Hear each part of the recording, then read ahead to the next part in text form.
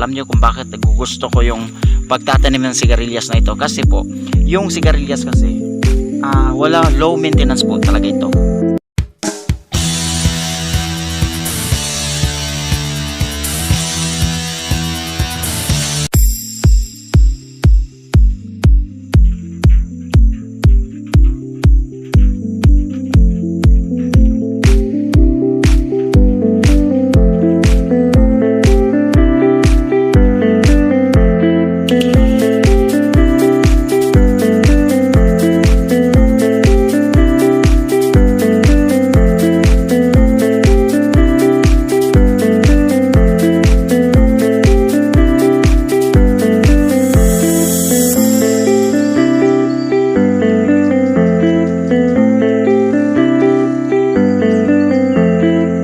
So mga palangga, namimiss ko na talaga panoorin ang tinatawag nating sigarilyas.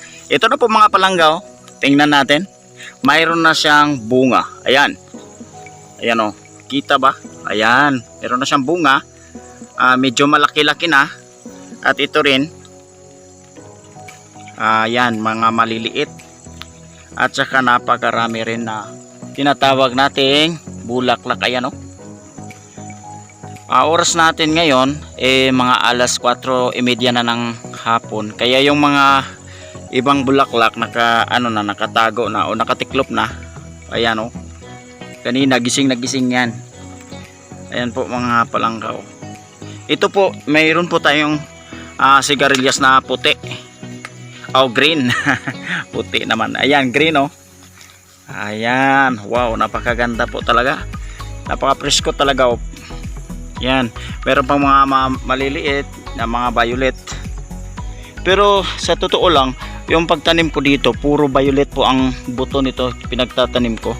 Kaya lang, iwan ko kung anong nangyari, mayroon ng yung tinatawag na mayroon ng green nakahalo. Pero yung bulaklak niya, ayan parang may pagka-blue. Pero ang bunga niya is green. Yung violet naman, yung bunga niya magiging ganito po mga viewers oh. Yan. Marami-rami na rin kasi po dito sa kabila. Ayan. Umpisa na pong namumulaklak. At saka magkakaroon na rin ng mga maliliit na bunga yan oh. So ito. Dito na side parang hindi pa siya naka-recover po. Kasi dumaan po yung mataas-taas na init dito. May itong area na ito hindi masyadong kasi masyadong natutuyo yung lupa kaysa doon sa baba. Pero sa pagkangayon, ayan, tumataba na po. Okay? Ayan.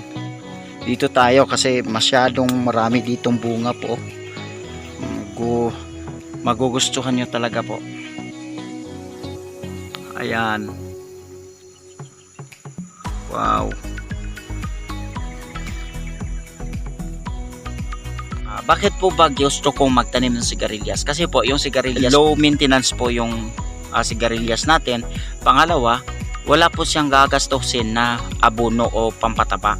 Kasi po yung sigarilyas natin, pag natingnan natin na mas mataba na siya pag laki niya, wag na nating i-apply yung pampataba at saka pampabulaklak o pampabunga niya.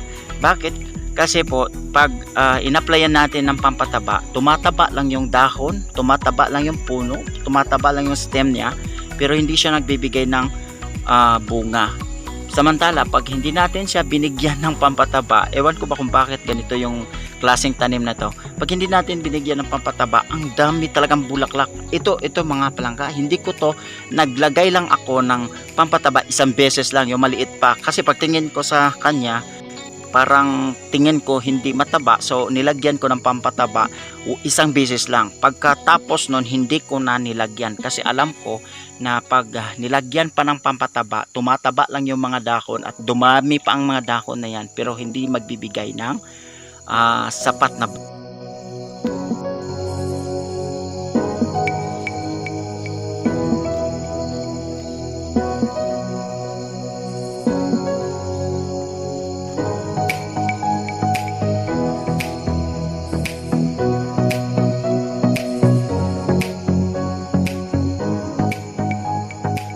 harvesting naman po ng sigarilyas mga palangga, dito sa amin o dito sa akin dati, kasi marami po akong tinatanim na sigarilyas dati, na hanggang ngayon nagtatanim na rin ako. So dati yung marami pa talaga akong sigarilyas, kasi nahinto po ako nagtanim ng sigarilyas dahil umano sa lockdown, walang nagbibili ng mga gulay dati kasi wala nang makapagpunta doon sa palengke, kaya naghinto muna ako magtatanim. Ngayon bumalik ako nagtanim ng mga katulad itong sigarilyas. Yung sigarilyas mga palangga or mga ka-farmers, pag magpitas tayo or yung tinatawag natin ilang beses tayo makapagpitas o ilang beses tayo makaharvest ng ating sigarilyas. Ang sigarilyas po ay ang 2 beses po tayo makapag-harvest nito, no? So halimbawa makaharvest ka ng Lunes, dapat pagka Sabado o Biyernes dapat makaharvest ka naman yan. Huwag mong hayaan, kasi kapag lumalaki at tumatanda na yung sigarilyas natin, hindi na yan mabibenta. Tama lang po yung ang kanyang kalaki, dahil po yan po ang malakas at yan din ang dapat maibenta natin doon sa tinatawag natin na palengke.